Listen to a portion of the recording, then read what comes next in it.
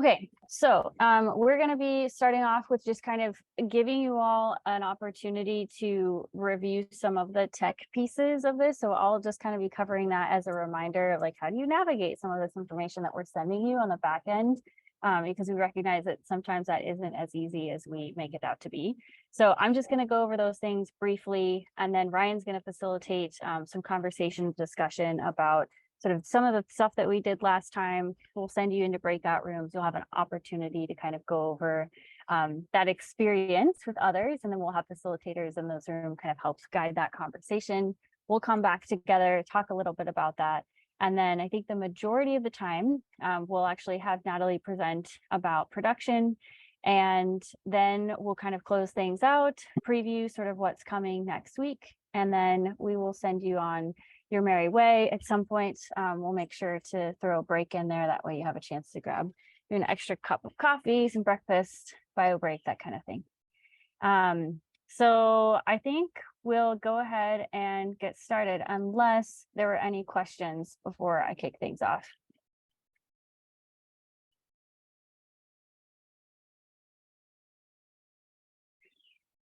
Okay, well, you'll have plenty of time to ask some later.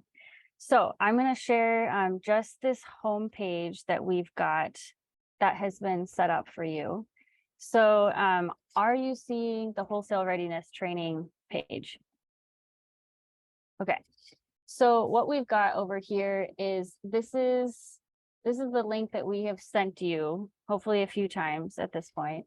And this is kind of a landing page where you can access all of the information. So if you scroll down and you take a look at the course logistics piece here, and then you go ahead and click on that link, this will take you to a Google document that I will continue to fill out and sort of add resources to just make it more user-friendly and functional for you.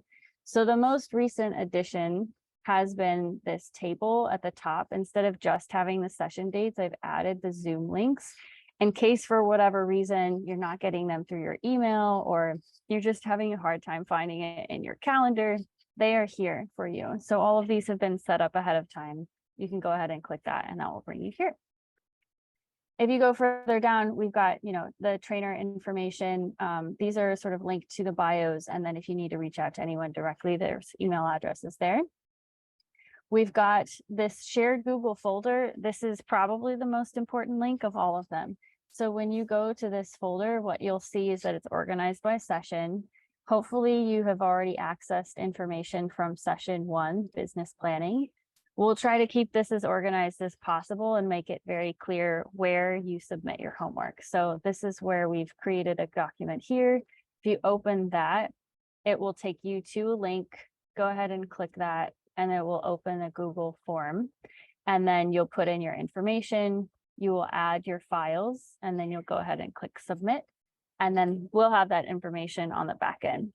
If for whatever reason you need to make a change to something that you've worked on, just go ahead and upload again, and then just indicate on the file name, like new or updated or changed, just so that we know that that's the homework that we should be looking at. I did have a couple of questions come in on that front. I just want to make sure you knew that's an option. Like, we're not going to limit you to one response, right? We're just here to help you kind of work through this. So we've got that. We also have the recording from session 1 up. So if you missed the first session and you're just joining us today, thank you for being here. And this is where you can catch up, is just go ahead and take a look at that. Jane is working on getting a YouTube playlist put together for us so that you can also access the information that way. We'll have session 2 information uploaded as soon as it's ready from this session, this recording, so you can access it that way. If you have particular questions about some of these things that I've talked about, I'm starting to put together sort of mini tutorial videos for you based on the frequency with which I'm getting questions. So some people were struggling with this question of how do you download the worksheets, because we had it set as view only, and then how do you submit your homework. So if you go ahead and click this link, it will actually take you to a video that I've recorded my screen showing you exactly how to do that. So that's a resource for you as well. And then I think the only other thing that we've added, I guess there's 2 documents I've added. So this one is the mini grant eligibility checklist. This is a reference for you so that as you're going through this whole program with us, you kind of know these are the things that I'm supposed to be doing, and this makes me eligible for that mini grant.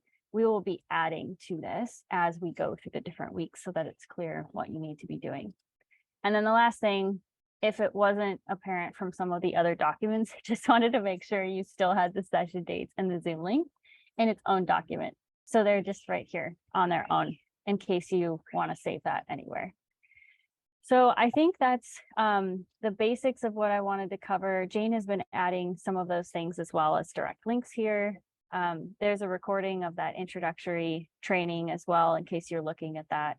And then we'll continue to add links here as we go along. But I just wanted to be sure that we kind of covered some of those things again, just kind of grounding you in sort of how all of this is organized on the back end and making sure that you have all of the information that you need.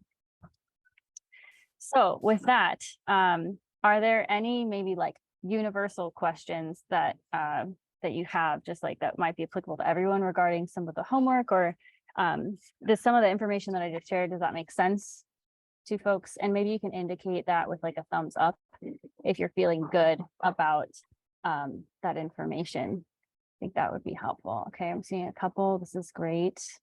And if you don't know how to do that, there's a reactions button at the bottom of your screen that will allow you to indicate that. Okay, I'm seeing some good thumbs up. Thank you. Awesome. Okay. Like I said, if you are still struggling with anything, don't hesitate to reach out. That's what I'm here for, to help walk through any of that stuff.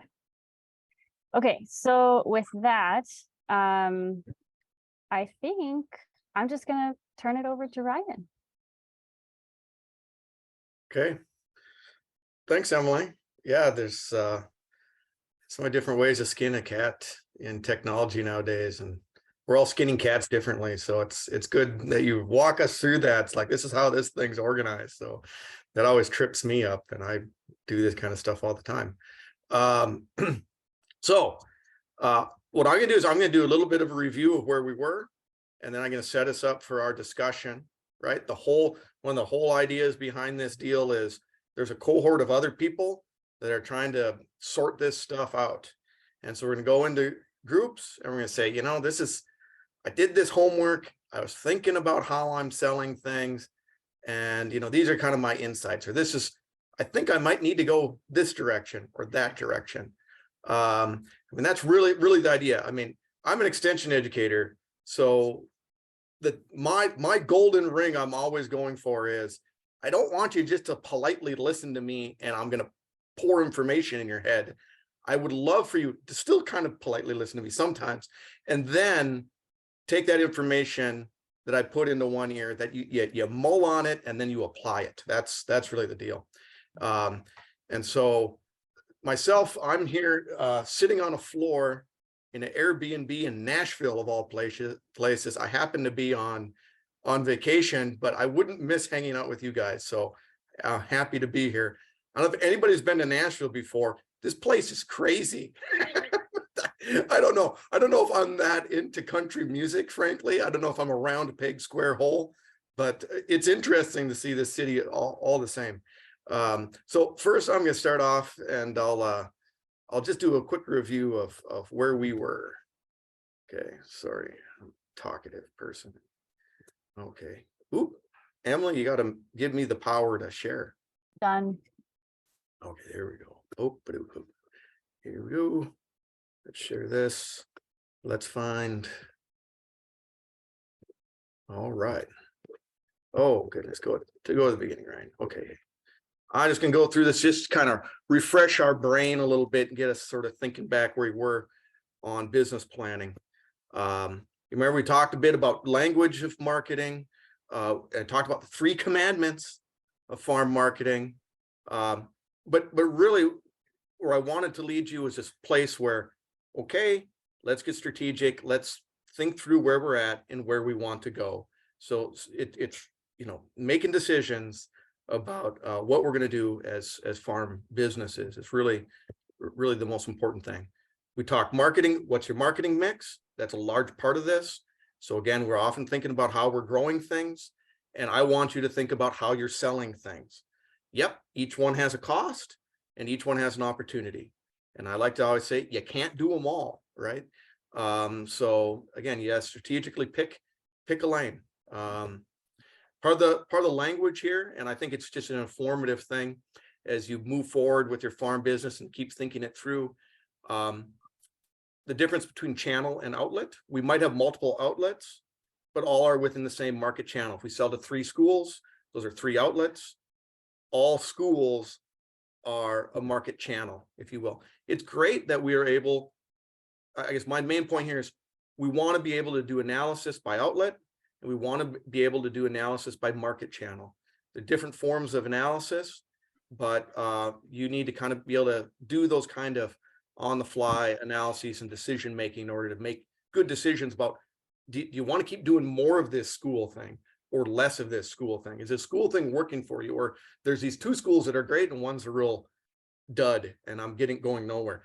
That's, if you don't have the right granular information and do that analysis, it's difficult to say where you're going to go next.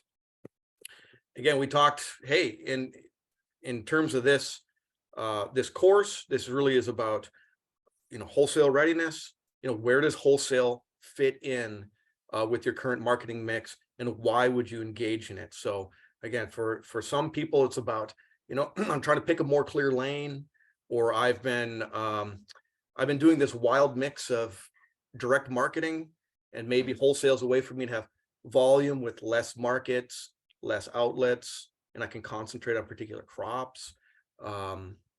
There's costs related to wholesale, but there's a lot of costs related to retail. That's one main point. And there's a cost and an opportunity to engaging in wholesale, and it may or may not fit in with what you're trying to do. It may or may not really fit in with your sales goals, but that's part of the reason we're in this course, thinking that stuff through.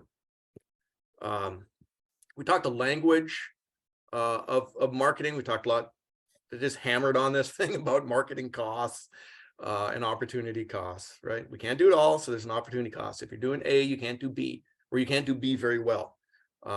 So are you going to do both A and B? Can you do them both well? Great. Are you doing B badly because you're putting so much effort into A? Well, I don't know, maybe you kill off B, I don't know. But the important thing here is on marketing costs, what are those cash expenses? There's actual money out of the pocket in order to sell a certain way, in terms of mileage, in terms of like insurance costs, you might have advertising costs, packaging costs, and then the fuzzy time, I'm just calling it the time expense. Just a labor expense if you wanted to put a dollar amount to it. And certainly if you're paying somebody, it is a cash labor expense. But oftentimes this is the one that gets us. We spend a lot of time just driving things around, or we spend a lot of time packing and getting things ready or selling. And so let's do our best to try to add these numbers up. Product mix is how we sell. Are we niche? Are we kind of, do we do staples? What is the need of the customer is really my main point here, as opposed to just saying, hey, I'm good at growing potatoes, so that's that. I'm just going to find people who are going to buy potatoes. No, it's okay to back up and say, well, what actually should I be growing to meet my markets?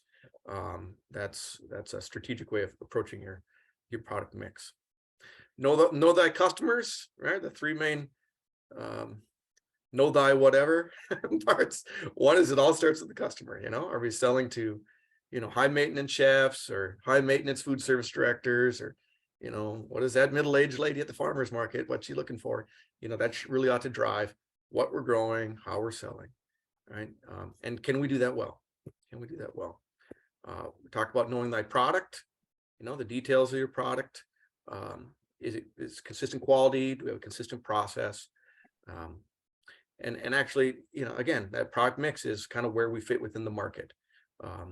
We're making decisions about what we're growing and how we might fit in relation to other people, either say at an individual farmer's market or as a business within, let's just say, the specialty crops outlets in general. And lastly, know thy costs, right? So, hey, you spend money to produce a crop, and then you spend money to market a crop. So I really hammered through this point about let's break out and track these marketing costs and see them in relation to our production costs. And for the work we're doing with the marketing mix analysis, what we're really saying is, hey, your production costs are your production costs. We're going to hold those constant. We're really going to focus in on those marketing costs to try to make some decisions about what outlets make sense. I put in the information there about how to kind of get to your current margin.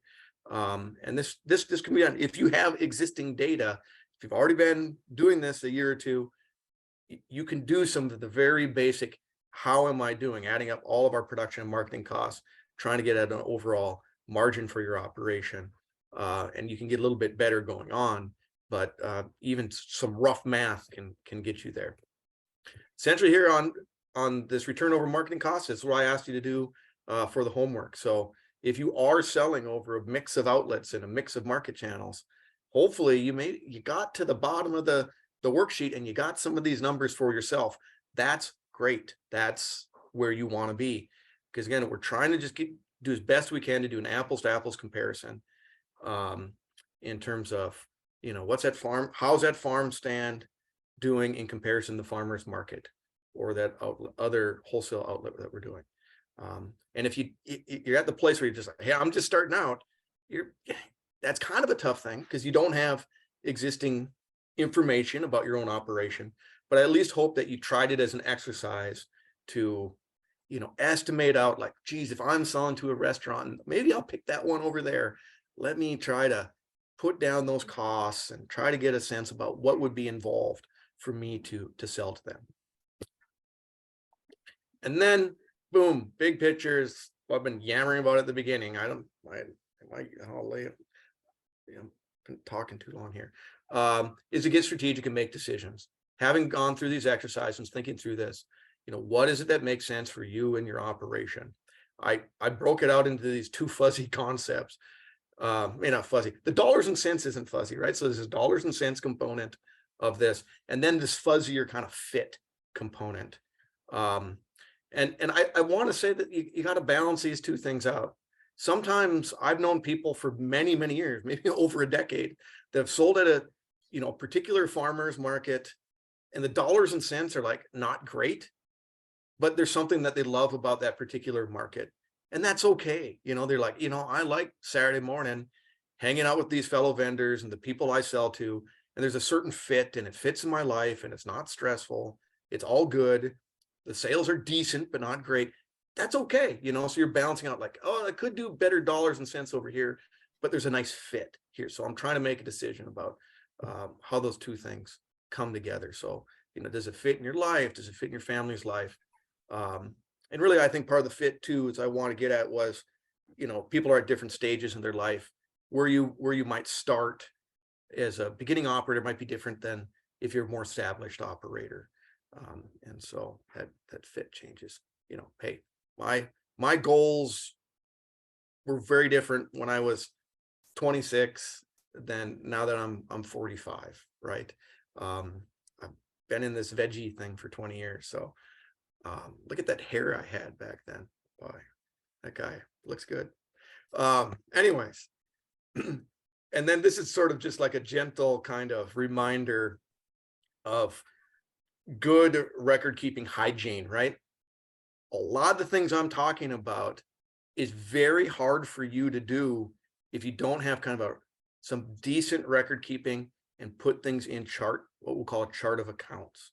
So if we want to analyze what are our marketing costs by outlet and by market channel, you got to break out your expenses accordingly. And that could be as simple as canopy purchased $89 for this farmer's market, or insurance, used at 3 farmers markets.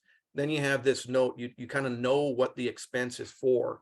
So on the back end, when you do this kind of analysis, you can say, yeah, actually there are these out-of-pocket costs that all relate to this market.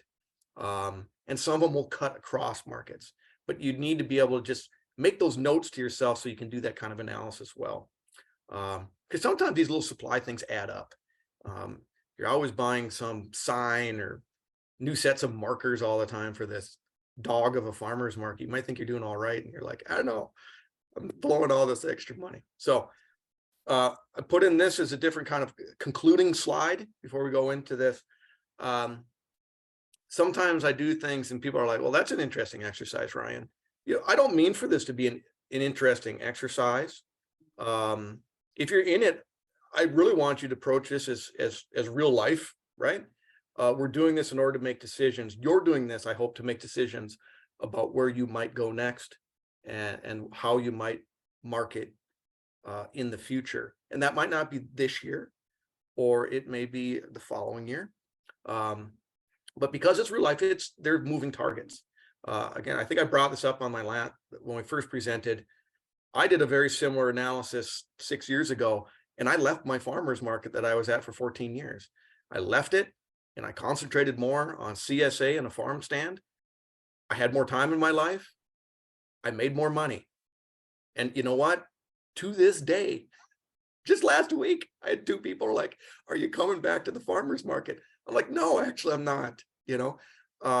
So they're a bit of a moving targets to these things. But I do want you to kind of just say, hey, what, you know, how can I apply this? This thing got my way. So I thought there were 3 main things to think about, no matter where you're at. One is really have a kind of a clear sales goal. I always run into people that are like 5 years in and they're just like, I don't know, I feel like I'm still bootstrapping this thing.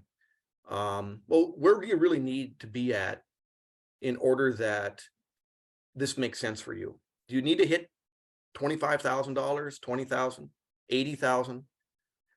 Different people have different sales goals. And that comes down to that overall margin. Like, hey, I need to make 10 grand in my pocket at the end of the day. So a lot of that's going to be driven by your sales goal. We had a question, Annalisa, or something? Or you came off? Oh, okay. I saw you unmute. Second, there's different kind of scenarios. People are going to be these different scenarios. I'm sort of envisioning some people have many outlets. And so this exercise is really about how do you pick the best and leave the rest, right?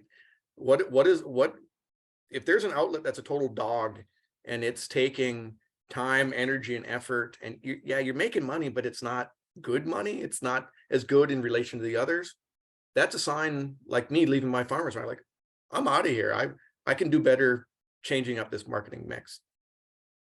For some, you might have few outlets or you're just starting out, in which case, you know, I still think there's this point about there's a moving target. You can always improve what you currently are doing.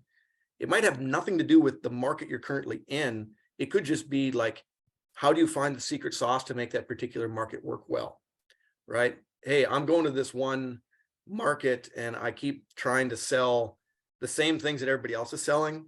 You might just switch it up just a tiny little bit in terms of the secret sauce and what you're bringing in your product mix. And that might make all the difference. It might be something on your pricing. It might be something, there's a lot of little levers you can pull in order to change how you do it at any given outlet or any given market channel. And so it isn't necessarily that outlet's a dog and you need to get rid of it. Could be.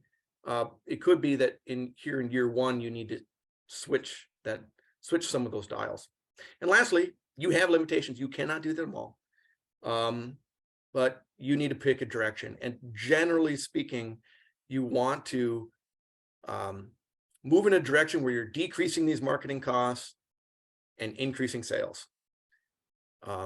You just because you got 5 things and you're making sales, 5 different outlets, you're making sales there. You actually could maybe have the same amount of sales or greater by actually taking a day off and doing post-harvest handling well.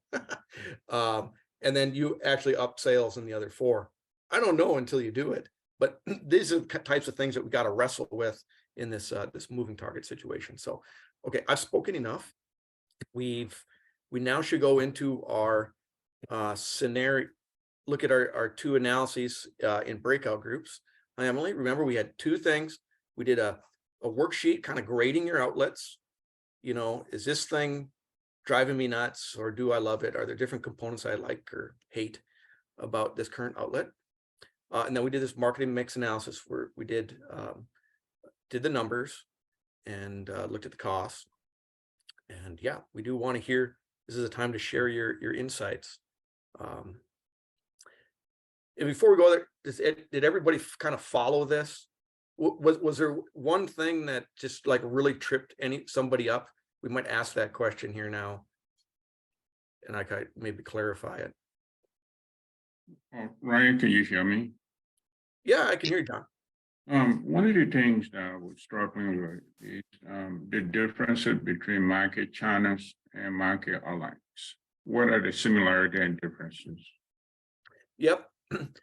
Multiple outlets can be part of the same market channel. So for example, you're selling to schools. A direct to school is a market channel. And in that market channel, you might have 4 or 5 schools. Each school is an outlet. Does that make sense, John? Yeah. Yep. Same thing at the farmers markets. I sell at 3 farmers markets.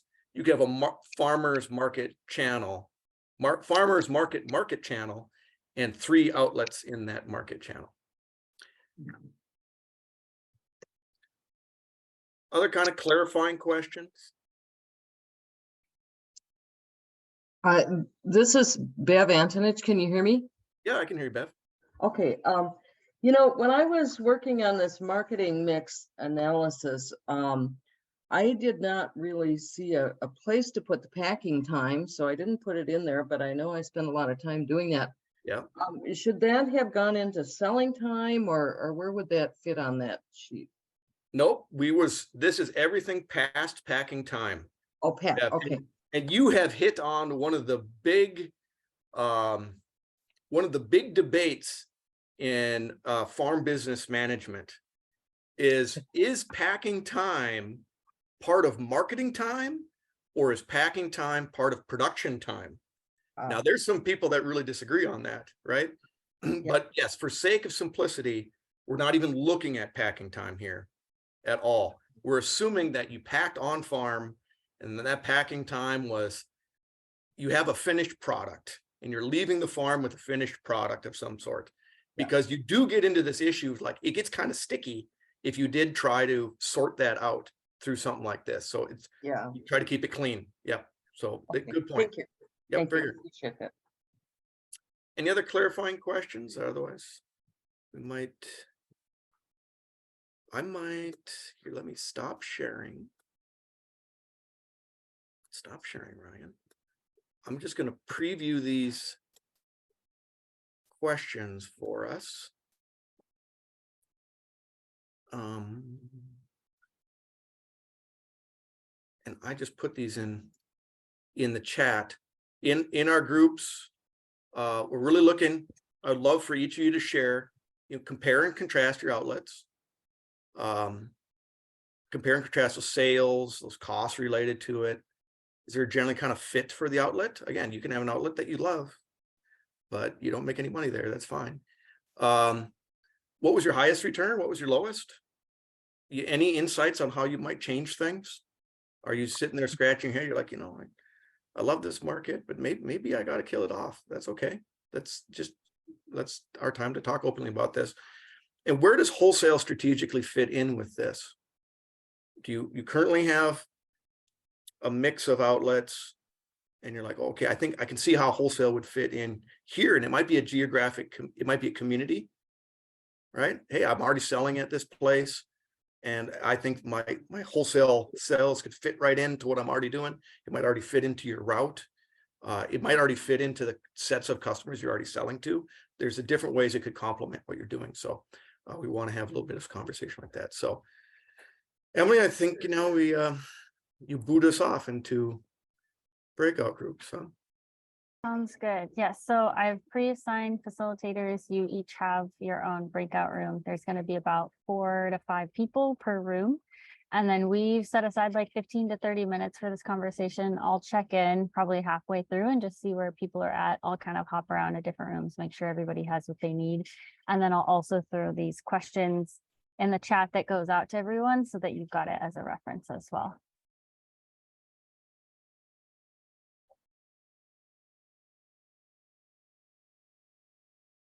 Okay, so those should be open and you should be good to join.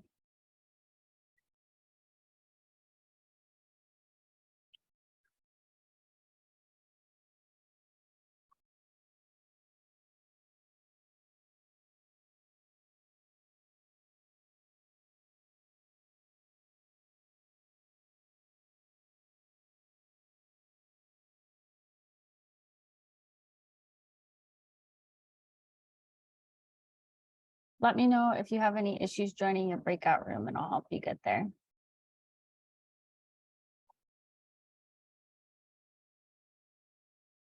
Main highlights from your group. Right, what was the talk in your group? Any highlights or outstanding questions? We had really good discussion. We had folks saying that over the past couple of years, but then as a part of this project too, they have really been thinking through how to reduce their marketing costs. I think perhaps maybe people weren't doing it so thoughtfully before, and now they're doing it a little bit more thoughtfully, but people saying they're moving more towards on-farm sales, kind of like you had done, Ryan. People really looking at some catering, like selling to churches who are making meals for the community, those kind of things, because you could just do one delivery and kind of leave it.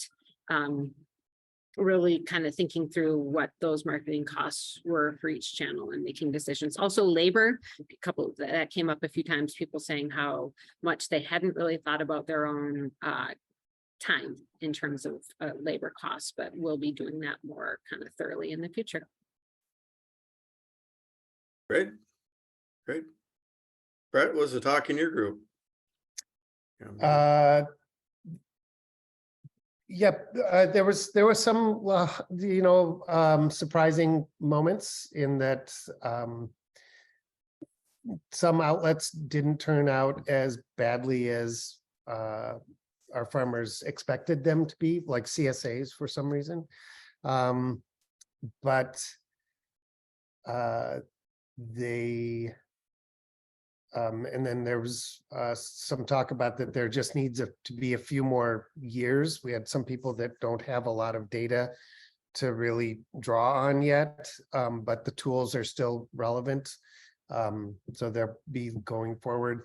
But one kind of thing that stood out was, and don't tell Kathy Zeman, but that farmers markets are really a killer.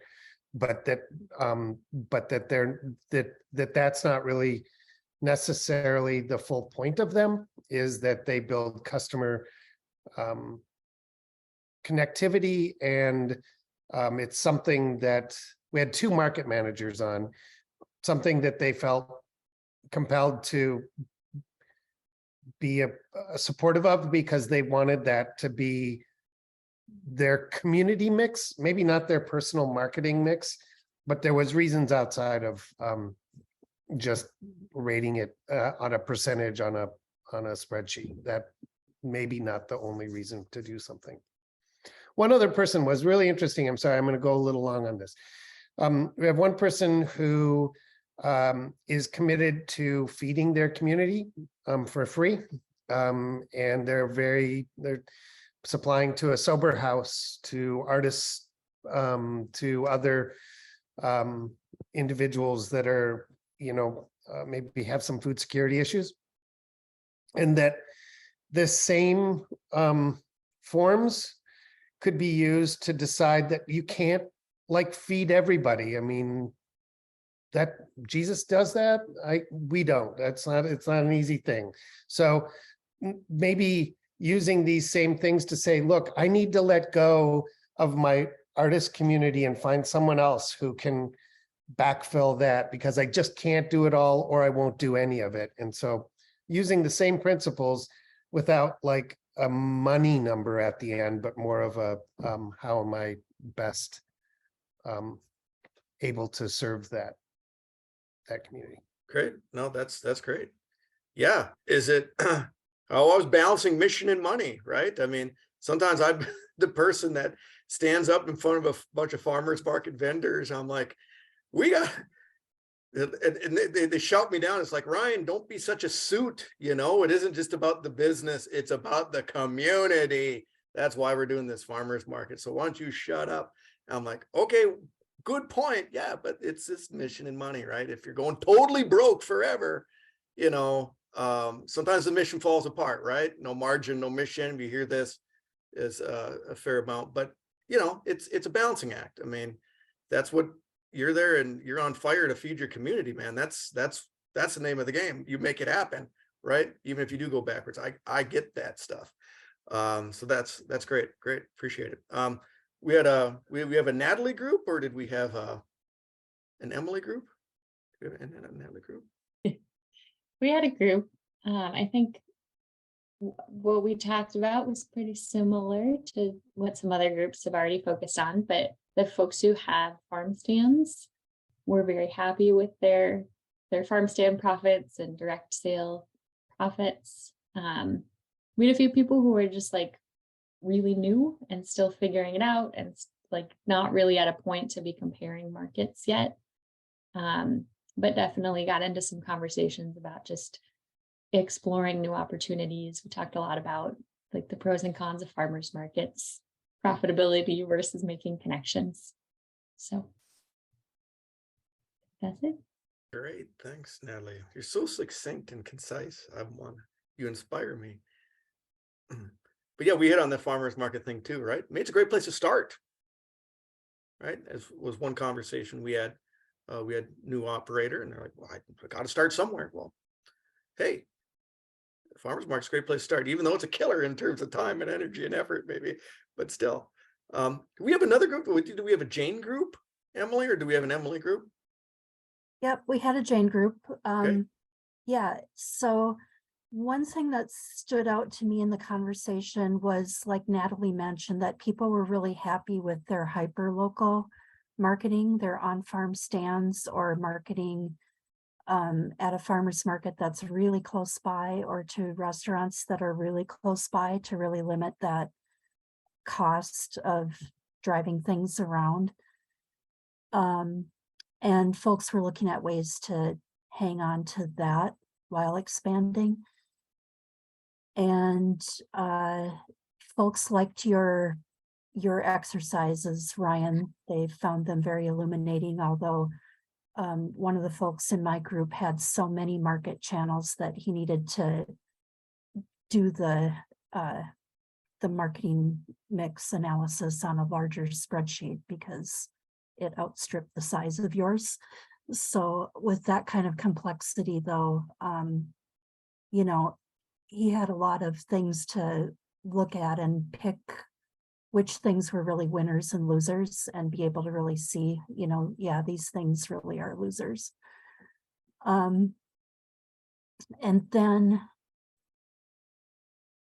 let's see, what was the other thing? Oh, yeah. And then one of our folks discovered that they need to do better separation in their bookkeeping of the costs and income from especially the costs that are going into the different market channels. Like they didn't have a really great way to separate those. It was kind of just all farm. And so they need to work on separating that better to be able to get a better sense of the different market channels profitability. Great. Yeah. And just a point on spreadsheet work. I think some of the major drivers we can do very easily. We think of mileage and we think of time, right? It always takes me 5 hours to do this farmer's market. It always takes me X amount of time to fill a farm stand every day, kind of thing. And mileage, okay, it's like a Google map exercise. But whenever you're in doubt and something's cut across, if you're ever in doubt doing this type of stuff and you're really trying to dig into it, I think one of the simplest ways of doing it is just allocating by sales, right? So if you have insurance, I spent $5,000, let's say, that's crazy, $2,500 on product liability insurance, and it cuts across everything I do. Just take proportionally by sales and just cut it across, right? The way to think about it is like, if that farmer's market's 50% of your sales, it has to carry 50% of that overhead cost. It has to carry the weight, 50% of the weight of that cost. That's the way I kind of think about it. So if you're ever stuck, you're like, I don't know, where did I put this thing? It's kind of here, but it's kind of there. Well, is it there or not? Okay, if it is, allocate it. You can allocate it by sales. Real simple way of doing it. So great. I think Quick question on that one. Yeah. So would you do the same thing like I can imagine there's a fair amount of people that probably have like some fixed tech marketing expenses. And so you do the same thing. So like if you've got a subscription to some platform, right, that you're doing your online sales with, and maybe it's not all going to the same end market, would you also split out by percent? Yeah, so yeah, that's a good question. So I would differentiate between product marketing and brand marketing. And so in the world of marketing, brand marketing is anything that would position your entire farm, say. And then there's really product marketing that relates to a particular product. So if you had a website expense, it's like this general website, Lida Farm, this is who we are, this is how you get a hold of us. That really cuts across everything, doesn't it? That's brand marketing. That's how do I position the farm, which would be different than if you had a subscription, kind of like for like a, I don't know, a food hub. You had like this little tool where restaurants would come in and pre-order things, but your CSA didn't do it or use it. In which case, I would take that entire expense for that module part, and that's a restaurant marketing expense. If it doesn't, it may or may not cut across all of the things that you're doing. For example, I pay a subscription basically for this member assembler from Farmingo to do my CSA subscriptions. I don't use it for anything else. I only use it for CSA. So you just have to say, does it cut across or doesn't it? So some general advertising, I think, certainly would.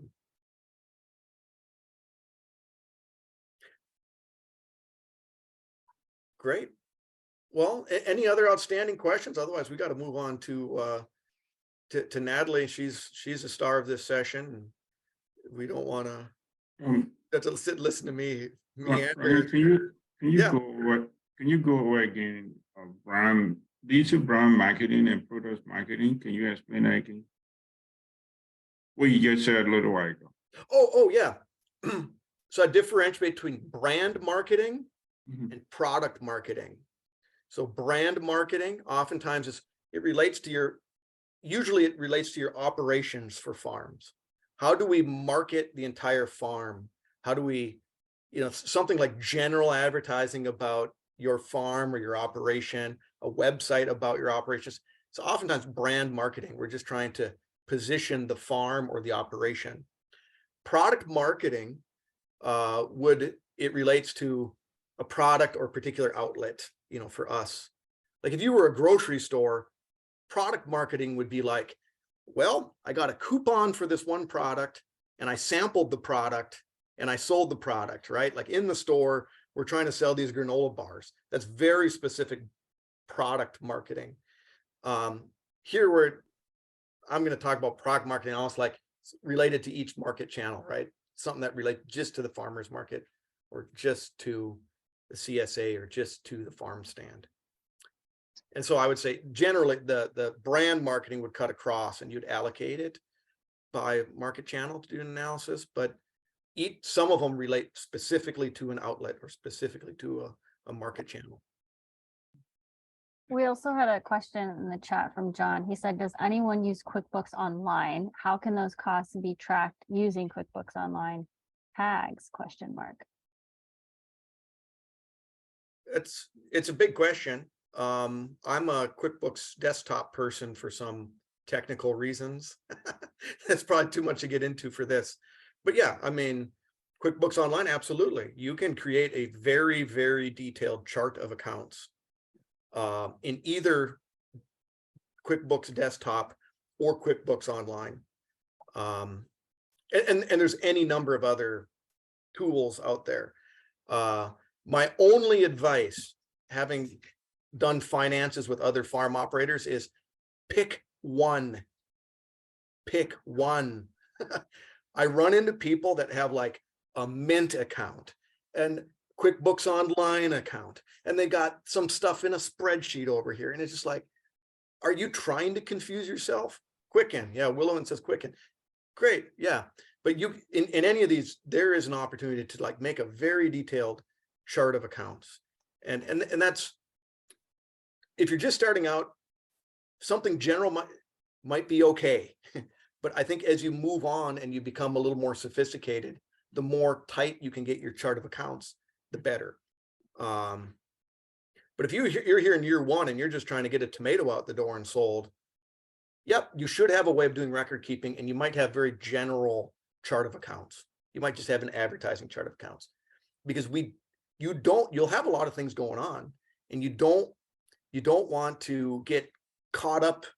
Some people get caught up in this, like, I don't know, I got to put this in the right box or bucket. And then they spend a lot of time and spin their wheels on it.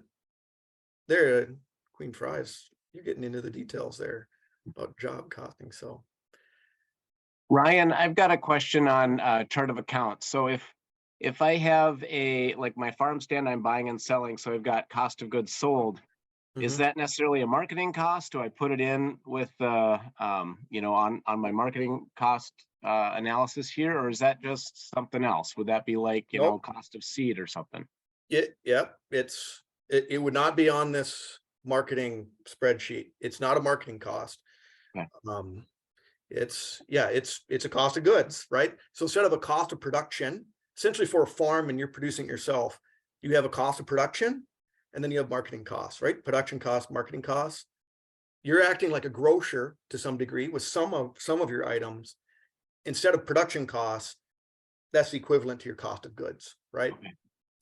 You're running a grocery, that's all you're doing all day is paying for cost of goods, marketing costs. Yeah, so it's a little different from a farm, but yes. I won't call it marketing cost.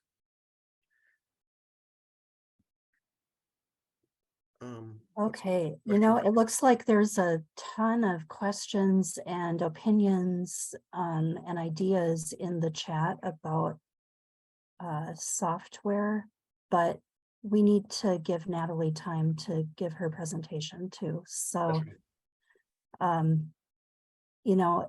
Eric mentioned that he's working on a QuickBooks course for new farmers. And so talk to Eric Heimark about that. And then, if folks need more help with chart of accounts and software, maybe we set up another session just for that. Yeah, we're me and some other FBM instructors are working on reviewing different software programs like QuickBooks and Quicken and PC Mars and stuff. We're in the process of it. It's going to be probably another couple months, but I should have something pretty informative for you guys.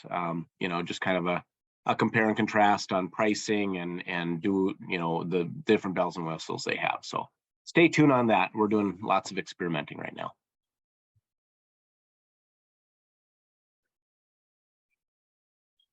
Great. Okay, so what we're gonna do is take a 5-minute break.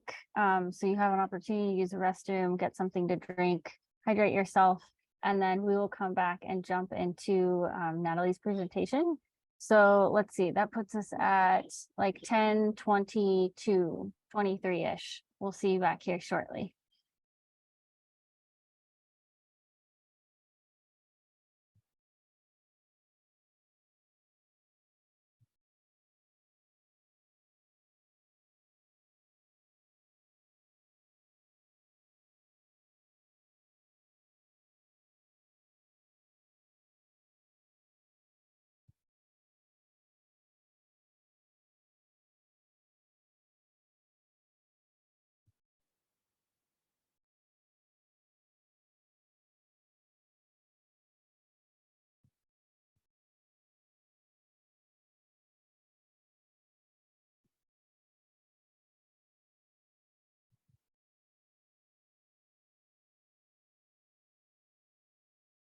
Okay, Natalie, whenever you're ready to go, I think we're good to jump back into things here. Okay, sounds good. So we're gonna really shift gears and start to talk about production. And just wanted to start acknowledging that this is a very diverse group. Some of you have been growing vegetables for years.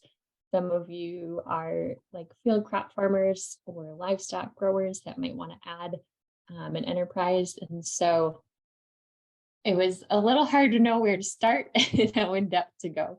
But I'm going to mostly highlight some of the differences between growing for different types of markets.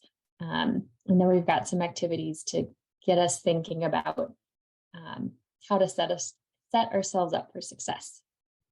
So to start, I just do a quick introduction about who I am and who our little vegetable team is. So we have this fruit and vegetable production team that's part of Extension, and we work very closely with people like Ryan and Jane, who are also part of the university. But there are 4 of us who work across the state on fruit and vegetable production. So Annalise is here, and you're going to get to know her through this process. We also have Marissa, who works with integrated pest management. I work with vegetable production, and Annie works with fruit. And our team supports you all with pretty much anything and everything related to growing fruits and vegetables. In the summer, we have a newsletter every week where we're giving updates about things we're seeing across the state, things you should be thinking about. We do a lot of technical assistance. We also do some applied research. And my background is as someone who has, I grew up on a small farm, grew up doing farmers markets. I've worked at a few vegetable farms. So that's how I'm coming into this. So we just talked a lot about markets, but we do want to make sure that we're always asking what our markets are when we're deciding what to grow.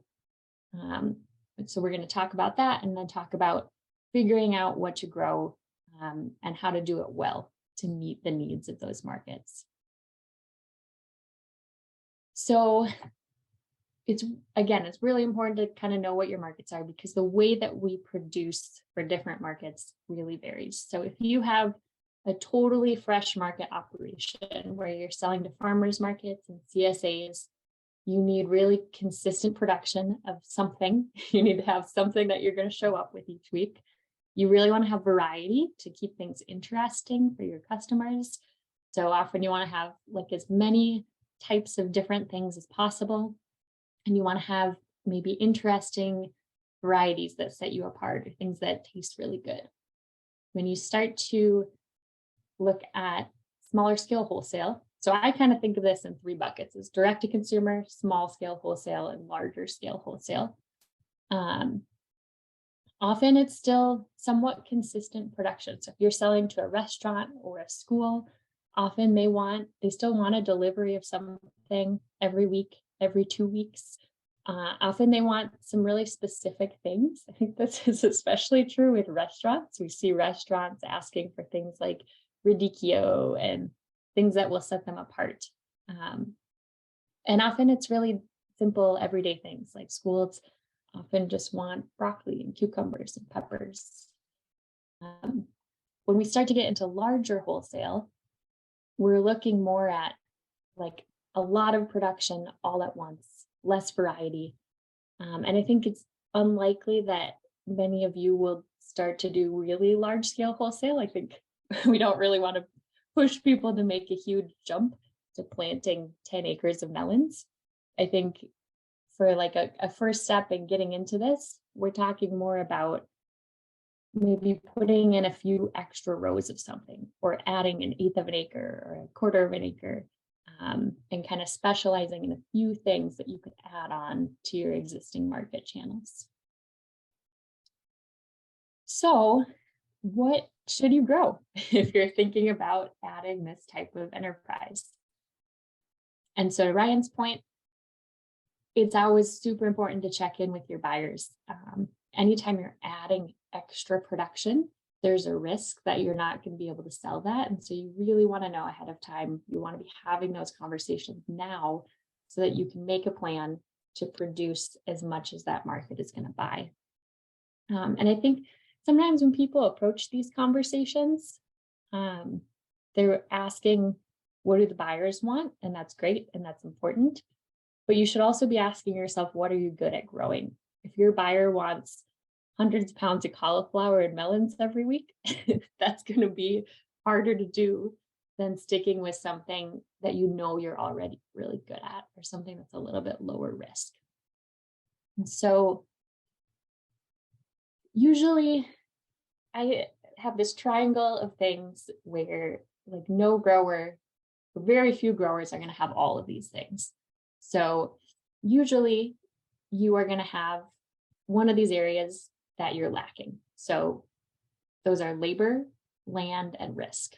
And so maybe you have a larger farm, you have enough land, but you don't have a lot of access to labor. And so that's going to limit your ability to grow really labor intensive crops.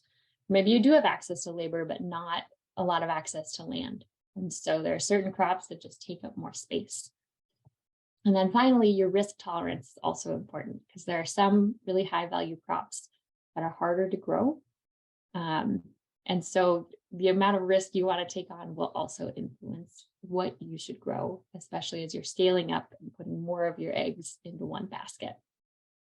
So Marissa and I made some charts a little while ago, and these are not like perfect research-based charts. These are more based on our observations, but just some charts to get people thinking. And so with each of these, on the horizontal x-axis, we're looking at higher revenue crops on the right and lower revenue crops on the left. And then one of these constraints. So this one is labor. So if you have really limited labor and you don't have time to be out trellising, harvesting every day, things like sweet corn or some herbs might be a good fit for a higher revenue crop. If you do have access to labor, things like tomatoes, winter greens, lettuce, cucumbers might be a better fit. The next constraint is land. So there are certain crops that can have fairly high revenue, but they take up a bit more space. So things like melons, sweet corn, squash. On the other hand, if you have very little space, there are things you can grow very intensively on a very small scale that can still have a pretty high gross revenue. So things like tomatoes and a high tunnel, lettuce, greens, garlic. And then finally, thinking about risk, there are just certain vegetables that are a lot harder to grow than other vegetables. So melons, especially in wholesale markets, we often just see them not doing very well because people don't know when to harvest. So they're underripe or they're overripe, or they look great. And then like the day before you're going to harvest, a raccoon comes in. I put sweet corn on there for the same reason. It's pretty easy to grow until right before you harvest. And then we tend to have more issues with like raccoons, birds. There are things that have more disease too, broccoli, cauliflower, vegetables where like the physiology is a little bit complicated.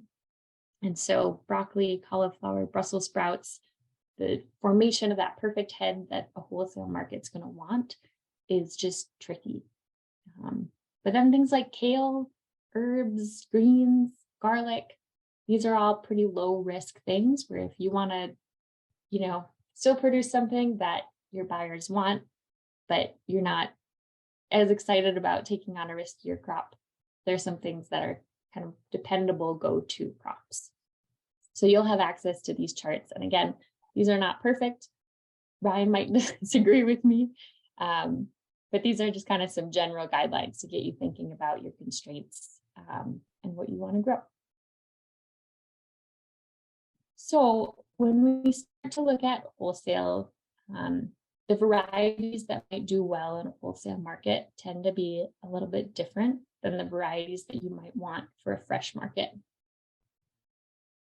And so all of these things, days to maturity, heat tolerance, tolerance to disease, insect pressure, these are probably things that you're thinking about already, regardless of your market. And just it's important to note that things that do well in the spring are probably not the things that are going to do well in the fall. So as you're thinking about coming up with your crop plan for the year, make sure you're not just relying on the same variety for the whole year, unless it's one that has done well for you consistently throughout the seasons. But our climate is pretty different in the spring than it is in the fall. And so typically we need different varieties.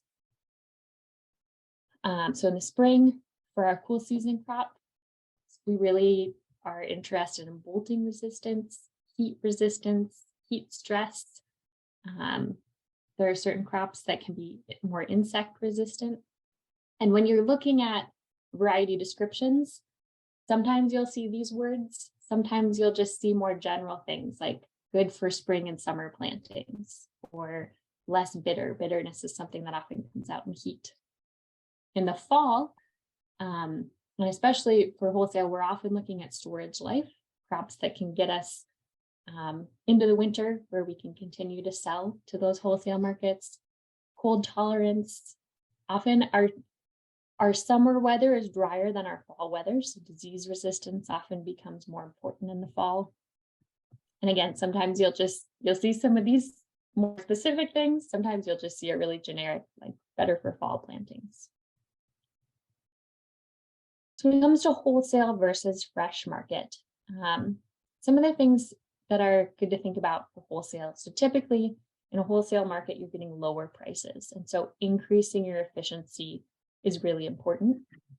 And so efficient harvest can be really important. So think about like zucchini or summer squash, or actually maybe that's a bad example because they're consistently producing. But think about like peppers. There are some pepper varieties that are going to pretty much produce their entire pepper harvest within the span of a week or two. Whereas there are others that are going to produce slowly and you're going to keep coming back to them. And those varieties that you keep coming back to tend to be really great if you have kind of a small fresh market enterprise. You can keep going back to those same plants, harvesting a couple of times, but you're going to spend more time picking. And so thinking about something where you can just harvest all at once and be really efficient often pays off in a wholesale market. We're often looking at ability to store and some of these traits that allow us to produce a reliable crop, like more focus on disease resistance, insect tolerance, and things like flavor and color and attractiveness still matter, but maybe a little bit less than in a fresh market where you're relying on those things to pull people to your stand. So it's more about reliability than standing out. So just a couple examples. Here are 2 onions. The first, these are the descriptions from the seed catalog. The first says, juicy, sweet, and a regional favorite, nice as a green top onion, not for storage. The second one, hard yellow storage type that produces large bulbs with strong skins, stores for 6+ months, and has intermediate resistance to downy mildew. So this first onion is probably a great onion for the farmer's market or for your CSA. Tastes really good. You can use it as a green top onion, so that gives you some versatility. Whereas for your wholesale market, something that's going to store longer, has strong skins, has some disease resistance, might be a better fit. Same with broccoli. So here are 2 broccolis. So the first one, for those wanting to grow separate shoots of broccoli, Monty is the most reliable variety. Break out the initial head and you'll get many shoots growing right back. And then we have Asteroid, which has excellent uniformity and good heat tolerance. We think Asteroid will prove to be widely adapted for both spring and summer. It's used for crown cut and has a smooth enough stem for bunching. So this first variety, a lot of growers really like being able to come back and keep harvesting off of their say broccoli plants. That increases your options for your CSA or your farmer's market. But for a wholesale market, you don't necessarily want to keep going back. Again, it's more labor intensive to keep going back and taking cuttings off of the same plants. And so something that's going to be really uniform, going to produce all at once, is well adapted to heat and can bunch well. When we get to, I think Brett is teaching packaging, or Ryan, but when we get to, Ryan's teaching it. So when we get to the packaging section, you'll learn that some of those things, like the ability to bunch them in ways that stores expect to receive them, can matter.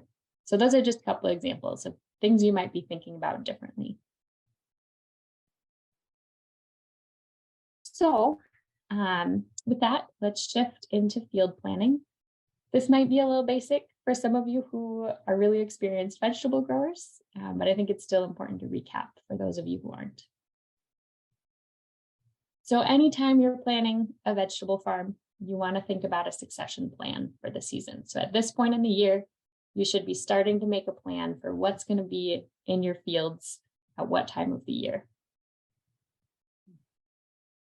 And so some of the things to think about that are similar questions to fresh market, but really important to be asking, because when a buyer says, like, I want to buy this product on September 1st, you want to be able to deliver it right around September 1st.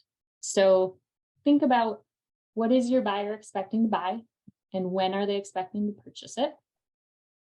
From there, you can use like days to maturity and frost free dates to count backwards. And we're going to walk through some example of this. And you also want to make sure you're asking, how ripe does it need to be? Is this something that's going to sit in your cooler for 2 weeks, or am I going to deliver it and it's going to go straight onto the plates of whoever's eating it? So all of these things are really important for timing. I put melons on there because melons are a notoriously difficult example. And that question about how ripe it needs to be will influence your practices. So to begin with, make sure you know your first and last frost dates. I've got a resource list that you'll all get at the end of this with a link to this DNR website where you can click on your location and it'll tell you the dates that reliably are frost-free in the spring and again in the fall.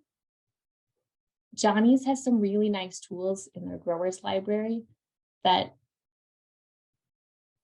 you could use. Some of you might have your own systems already, but they've got this really nice seed starting date calendar where you can figure out, you can put in the frost-free date in the spring and it'll tell you exactly when you should start to seed indoors.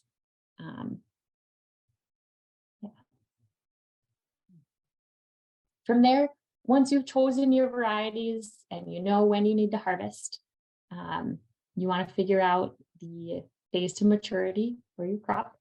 And this may actually influence what variety you choose. I know a lot of you are in northern Minnesota where you've got a shorter growing season. And so making sure that the variety you're choosing can be produced in that amount of time so that you can meet the deadline of your buyer. And just note that, like, every seed company will give you an estimated days to maturity, but there's a little bit of variability. So part of this is also just getting some experience and taking notes for yourself just to see how varieties are performing on your farm. And then figuring out how much seed you need. So that same Johnny's Tool Library has some really nice resources that'll tell you, okay, you're going to grow 200-foot beds of this. Here's how many seeds you need. And those same resources can estimate the yield. So on this transplant chart, we've got beets. The average yield that they estimate for a 100-foot row of beets is about 65 pounds. So you can say, okay, my buyer wants about 100 pounds of beets. And so I'm going to grow, you could overshoot a little bit and say you're going to grow 2 rows of beets. And then these charts would tell you how many seeds you need. You can also just calculate it yourself. These charts tend to really overshoot. So think about how much you're going to grow. So let's say you're going to grow a squash at 24 inches between each squash. So 2 feet between each squash. On a 100-foot row, that would be 50 squash. So definitely overshoot. It's always best to plant a little extra. So if you're transplanting, maybe plan to put 2 seeds in each cell of your transplant tray and then cut out the one that's doing worse. Or if you're planting in the field, plan to put a couple seeds in each hole and then go in and thin them out. So you can figure out how much seed you need. And in general, it's good to overcompensate a little bit just to account for poor germination. So in terms of estimating yields, I did talk about those Johnny's charts. So I think that's a really good place to start. Our nutrient management guide also has yield estimations for Minnesota. So I would kind of cross-reference those two. So if your buyer's saying, I need 200 pounds of beets on September 1st, you can use those charts to kind of estimate like how much total area of beets you need to grow to meet that need. So that's a good place to start in year 1. but definitely continue to keep records for your farm so that you get a better sense of like how many beets you can actually produce in 100 row feet. And there are big differences. I do a lot of trials on farms, and we see really substantial differences from farm to farm in actual yields. So make sure you're keeping your own records and just kind of calibrating those numbers for your farm. And I know we've mentioned work that Ryan's doing, work that Eric is doing. So there are people working on getting better regionally specific data for vegetable yields. But for now, those are some good resources to start with. And then from there, once you have that information, you can start to work on your succession plan. So this is just a really basic example. Say I'm selling to a school that really wants to buy broccoli and carrots, and they want a delivery of maybe 100 pounds of those things once a month in July, August, and September.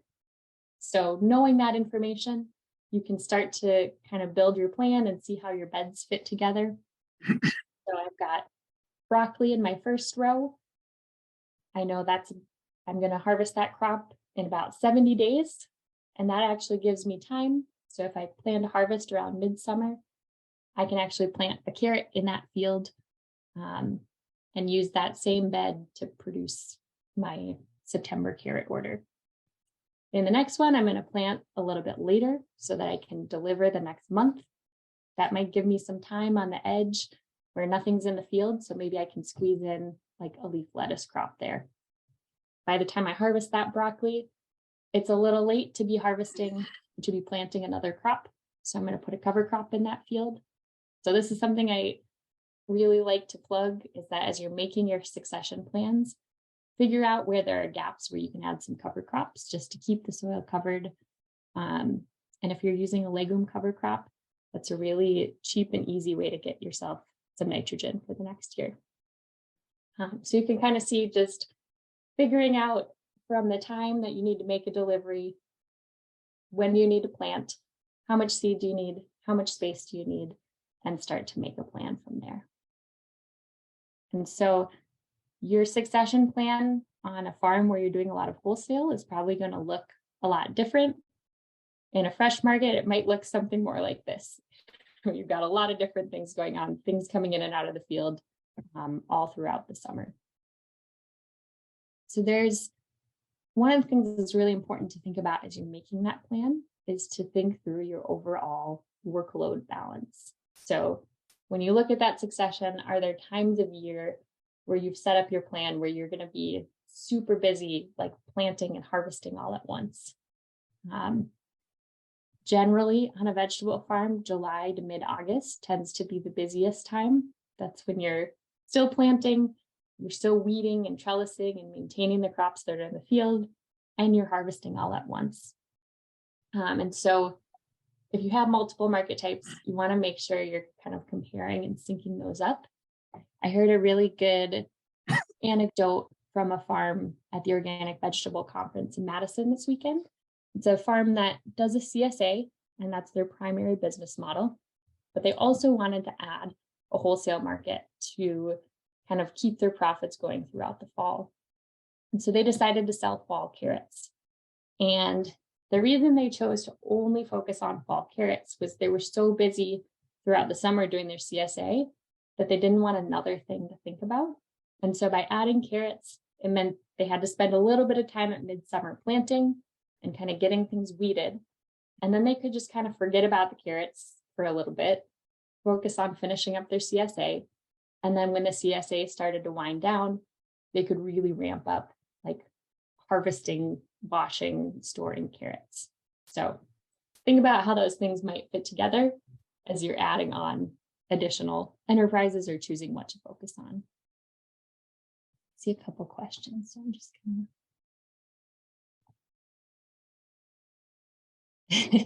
It says we call July the heart of darkness. And listen, I don't have a chart from a task focus. Maybe in a minute here we can talk more about what you mean by that. Let me just, yeah. So we're gonna pause here, and give everyone a chance to go through that process. So we're going to break out into small groups again. So I am your buyer, and say I'm a school, it doesn't really matter. Maybe I'm a hospital. On September 1st, I would like to buy 200 pounds of delicata squash from you. And then on September 15th, I would like to buy another 200 pounds. So I'm going to give you 3 varieties, and I want you as a group to talk through which of those varieties you're going to choose and why, whether you want to direct seed or transplant them, and when you're going to do that so that you can sell to me on these 2 dates and figure out how much seed you want. I didn't really go into the pros and cons of direct seed versus transplant. Basically, direct seeding is a lot faster. It's more efficient, but transplanting allows you to get a head start on the season. So if you're really far north, that might be a way to add a little bit of extra time. Also, putting plants out into the field that are a little bit bigger can make them a little bit more tolerant to insect feeding, especially cucumber beetles. And so you can choose whichever one you want to do. There are plenty of people who transplant squash. There are plenty of people who direct seed it. I'm going to copy and paste these 3 squash varieties here into the chat. And we're just going to spend like maybe 6 minutes on this because it should be pretty quick. Any questions before we get started?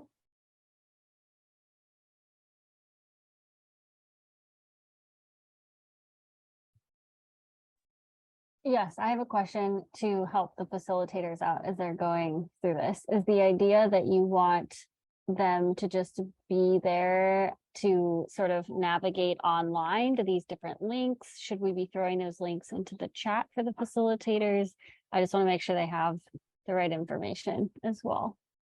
Yeah, I think, why don't we have the facilitator like share their screen and you can kind of look at the different varieties together, but let the participants do most of the talking and figuring it out. So I put those 3 varieties in the chat. I'm also just gonna drop this Johnny's like direct seeded chart into the chat. You can use that if you want, or you can just figure out the spacing of the variety that you choose and estimate seeds from there.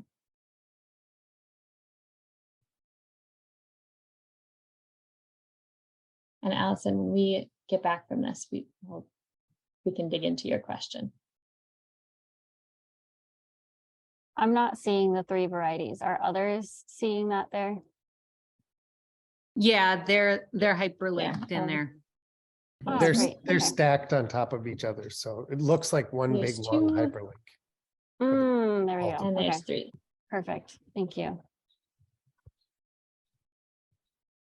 Okay, so I'll give people just a couple of seconds to click those links before I send you to your breakout rooms.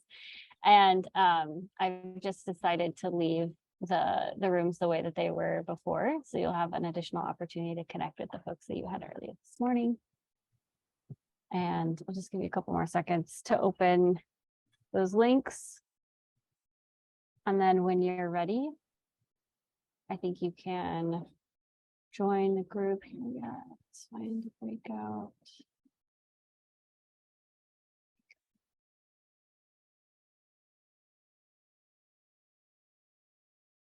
And then that will come back in about 6 minutes, is what Natalie said.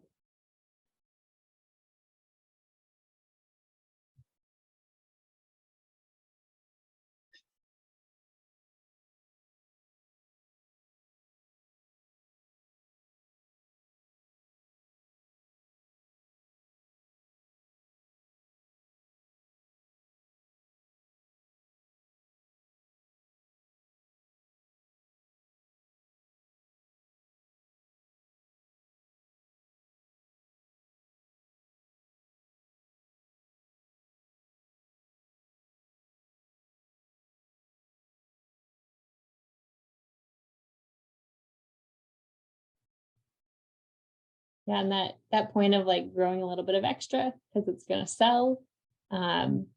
It's always, we talk about like, especially in your first year of a relationship, it's nice to be able to under promise and over deliver. So maybe choose something you know is that you'll be able to sell elsewhere if you have extra, and kind of overdo it a little bit as you calibrate your own system and learn how much you can grow.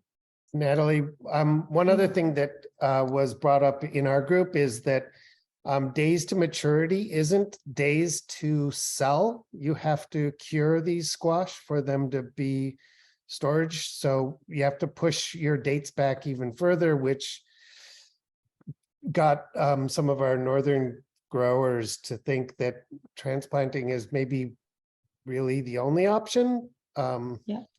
So. Yep, our group was also mostly northern Minnesota, and everyone opted for the shortest days to maturity variety and transplanting. Right, anything else? We also had a comment that delicata holds well on the vine, which may go along with that thing in the chat that one person said it could be sold without curing. Maybe so, if you've held it on the vine for a while after it's actually mature. So that gives you a little longer window for being able to harvest. Yeah, and it's true that squash is a tricky example to start with, but every vegetable has its quirks. And that's another thing you'll find in reading variety descriptions is with squash, they'll kind of tell you like when is it best to eat. So delicata squash tends to be easier. There are certain varieties of squash that are terrible until like 6 months of storage, and then they taste really good. So those are all really good things to be thinking about as you're choosing what to grow. Yeah, just to clear that up, and that came up in ours as well, is that having that constant, this comes to my session, having that constant conversation with your buyer, because if they planned on eating it immediately, then no problem. But if you don't know what they plan on doing, if they plan on storing it for the winter, then you need to be conscious of that. And so those communications are important. Yeah, and I think it illustrates the idea that it's always good to have a little bit of experience before you jump into a contract and say, I'm going to grow this much of this thing for you. Like ideally, you will have grown that variety before. You've gotten kind of comfortable with like, when do you plant it? When do you harvest it? How long does it need to sit? How well does it store?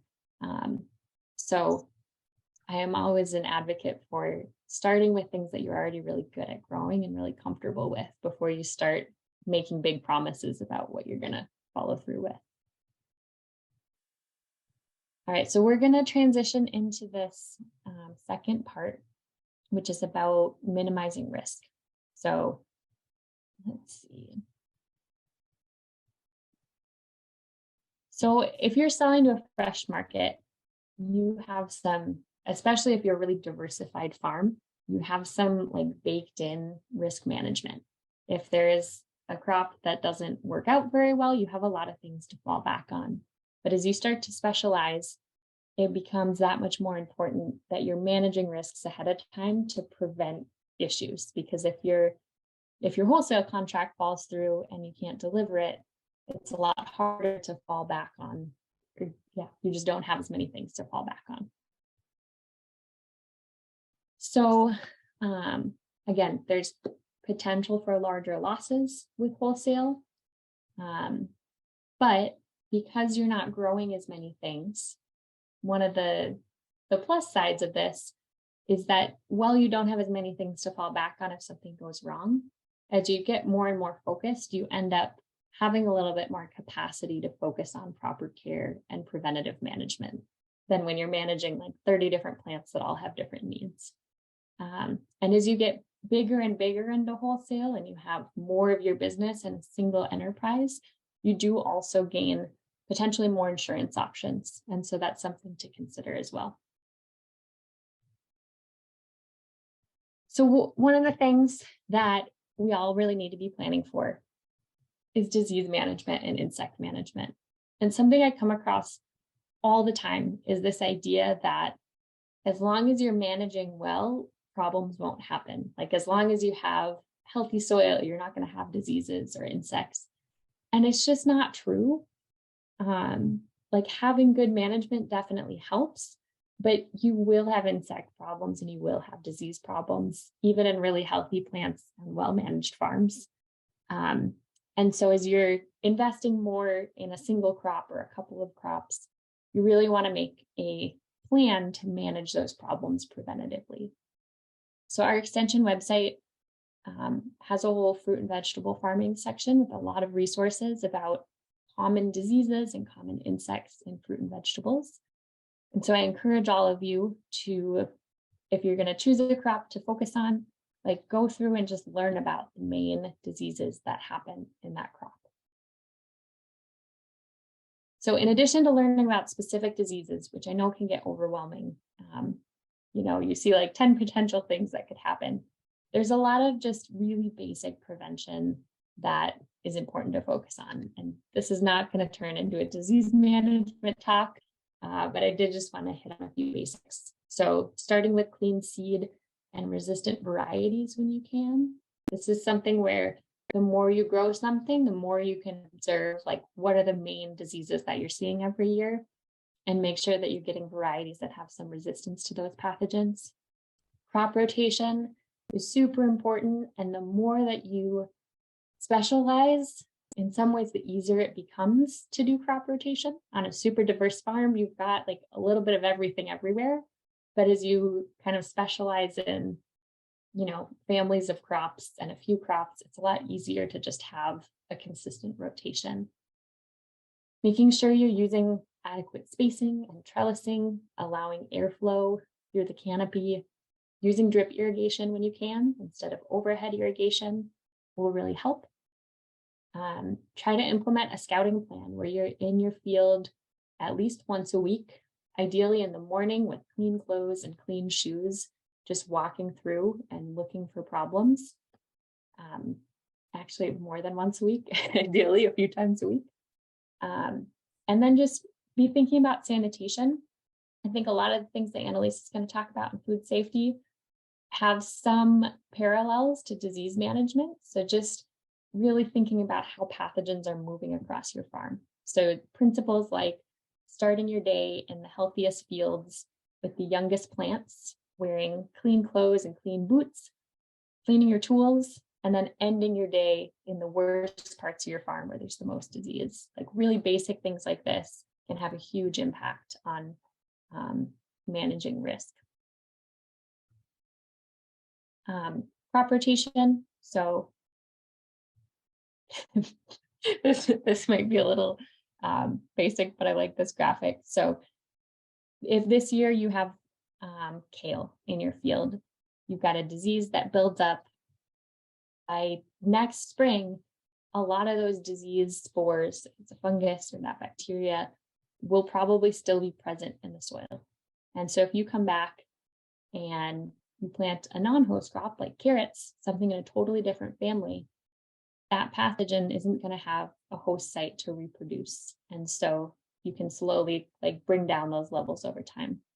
But if you come back with broccoli or radishes or kale and anything in that family, you're already starting with inoculum in your soil and creating an opportunity for it to get worse. So I know crop rotation is basic, but it's something that I actually see farmers not using a lot.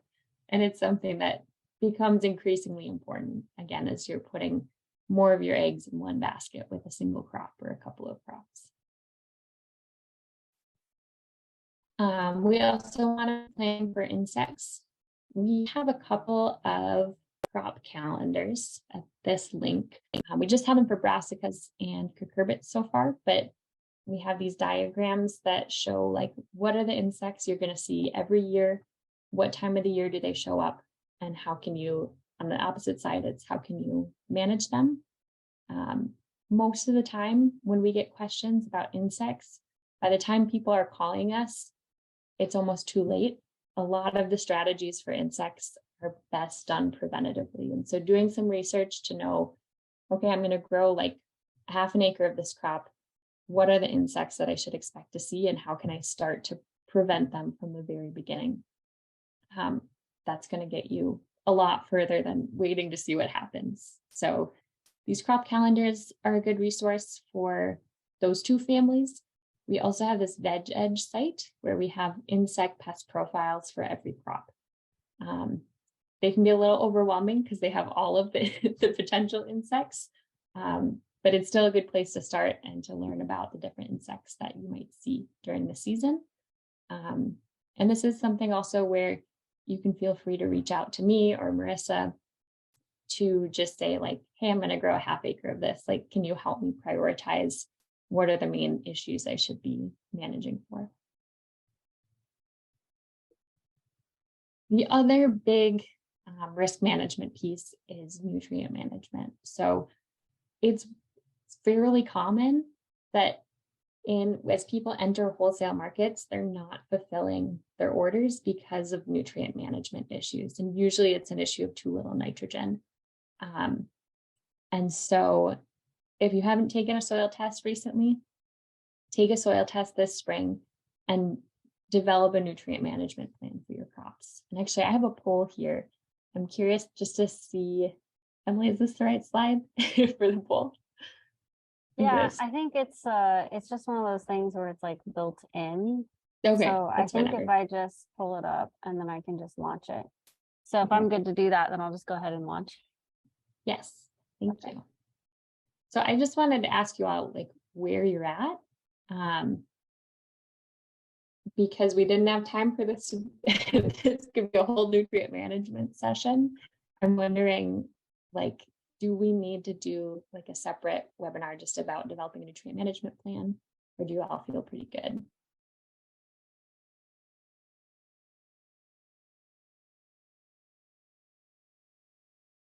Okay. I'll give it like 10 more seconds.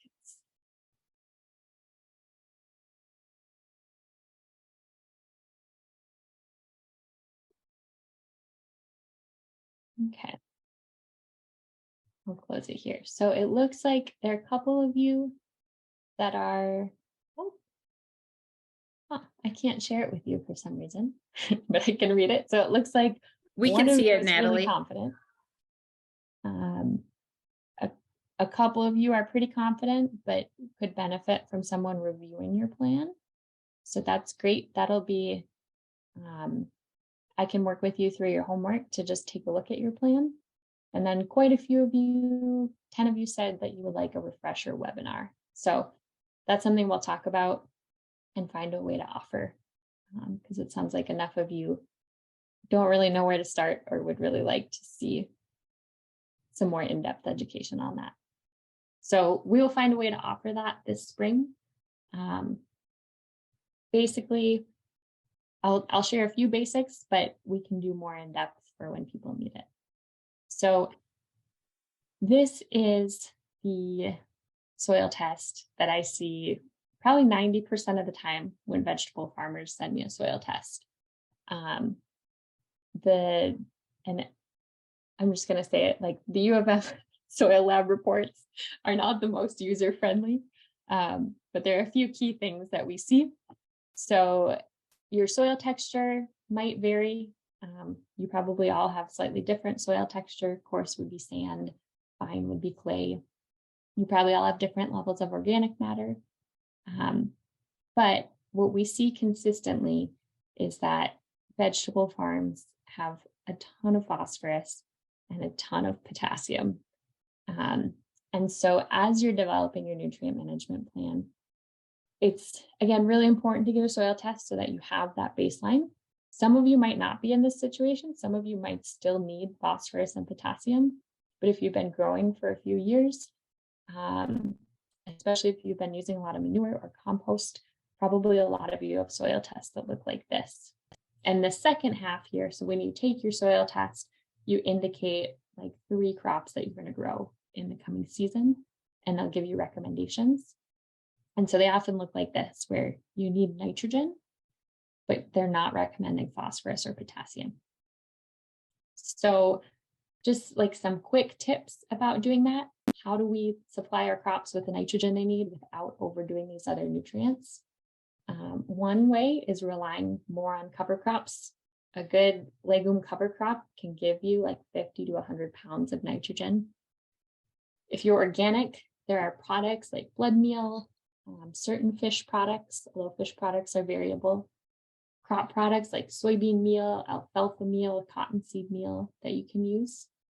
If you're conventional, really carefully applied like urea or ammonium nitrate, ammonium sulfate can be options too, for, again, giving your crops some nitrogen without overdoing the other things. And yeah, basically we see people becoming over reliant on manure a lot of the time. Manure is a great fertilizer. It's a great soil conditioner. Definitely not saying don't use it, just be mindful of some of those other nutrients building up in your soil. But mostly when we see people not fulfilling orders, it's a nitrogen deficiency that we're seeing, and their crops are just like kind of sad and not producing as well as they want them to. And so with all of that, make sure you're keeping good records for at least 3 to 4 years. You want to make sure you remember your field plans, so that as you're developing, like you might remember what you did last year. It can be hard to remember what you did 3 or 4 years ago. So as you're developing your succession plans, you can really be thinking about, are you maintaining a good 3 to 4 year crop rotation?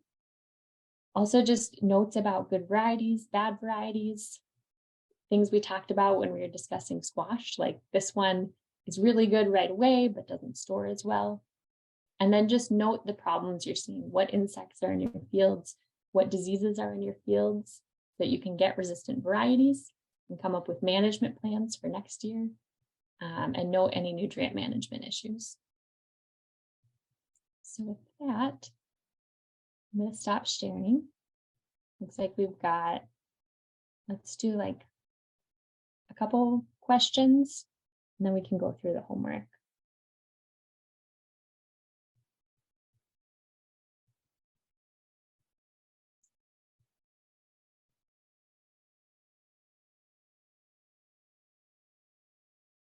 Okay. So Stephen says an additional course on crop management would be beneficial. Is that mostly nutrient management that you're thinking?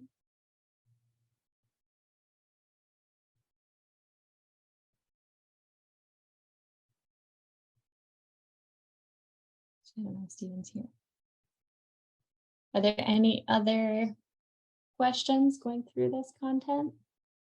Anything you're feeling less sure about?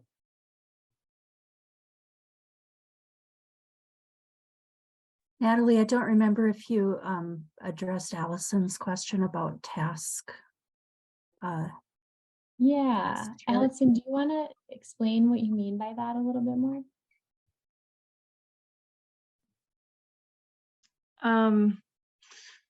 Your calendar for your your growing season is like, you see those everywhere, and it's a really good visual, but it doesn't really help me plan my tasks.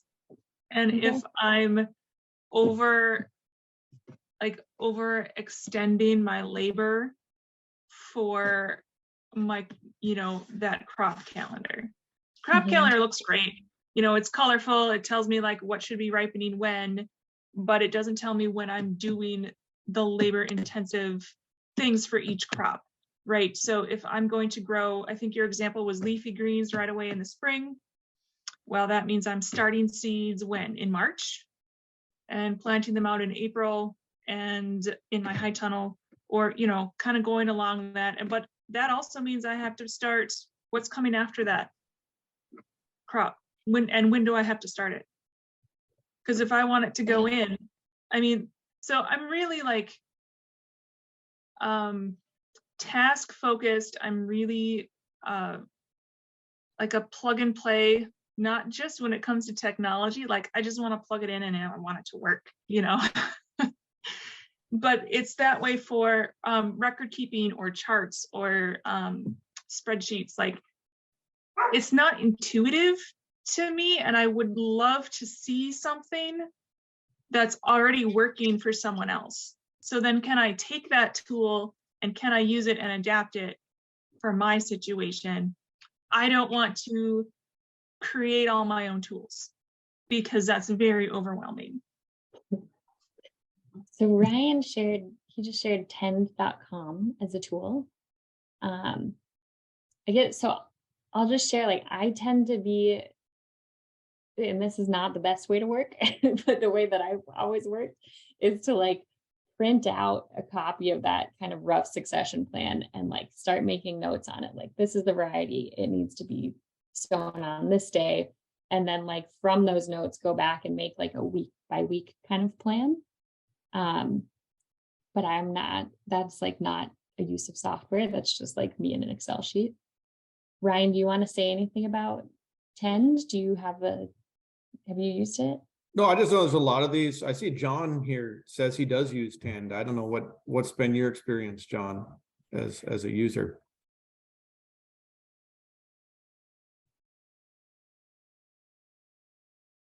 Maybe he didn't find his mute. I had to unmute. There we go. Yeah. Well, I initially tried it a couple of years ago or 3 years ago when I was just getting started, and it was still then pretty rough. But over the next year, 18 months, they really made a bunch of improvements. So I like it. I like the visual editing mode, how you can slide things around and things like that in terms of crop planning. So the exercise that we worked on during that break, it works very nice for that.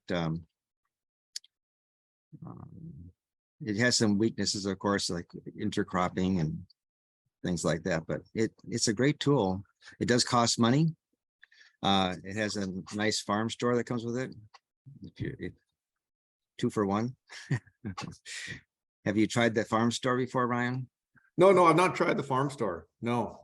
Okay. No, I've had people reach out to me that have from Tend, as well as there's a couple others. They're not in my mind right now, but there's going to be a number of them, just as there are for like a number of like productivity calendars outside of agriculture, right? This is just an example of one that's like all these productivity tools have now sort of made their way into agriculture, and Tend is an example of one specifically for vegetable people. Yeah. Someone said, keep in mind spring weather is a big variable. A system that I have used and really liked at one of the farms I worked at, we had this like every year they would print out like a huge piece of paper that was like the succession plan and laminate it. And we had like dry erase markers. And so when we needed to shift things around, that gave us this like really visual way to do that. And then we would like have a more organized way of cataloging what actually happened at the end of the year. But maybe, why don't we could add that to the discussion.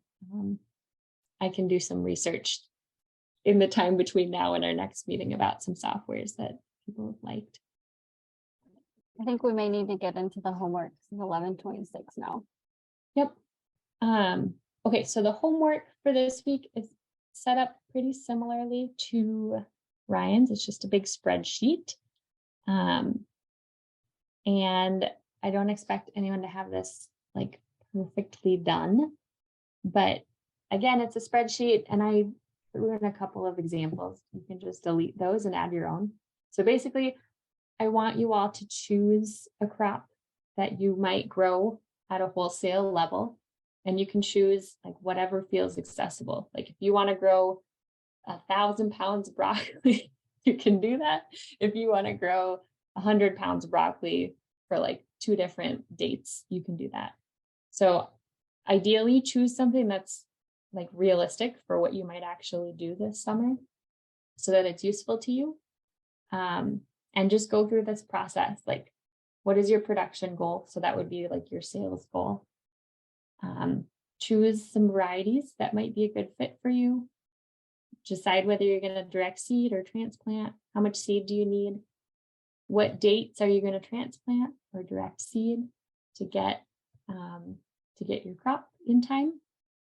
And then start to go through this process. So I have this set of links for everybody with like these websites with diseases and insects.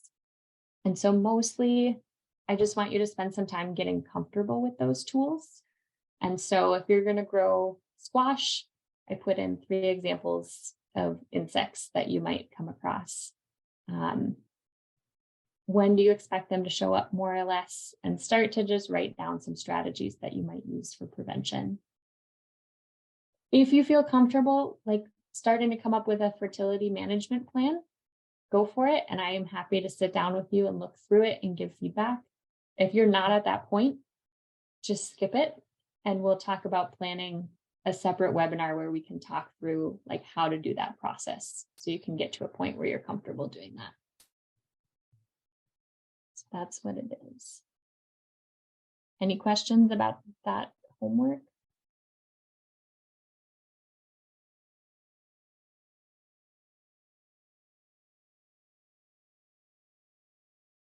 And like, again, try to choose something that'll be useful to you as you're actually planning for the season. This is not meant to be like busy work. This is meant to be like you getting feedback on your actual plan. And so if it doesn't look quite like this, if you have a different kind of spreadsheet system that you prefer to use, I'm fine with that too.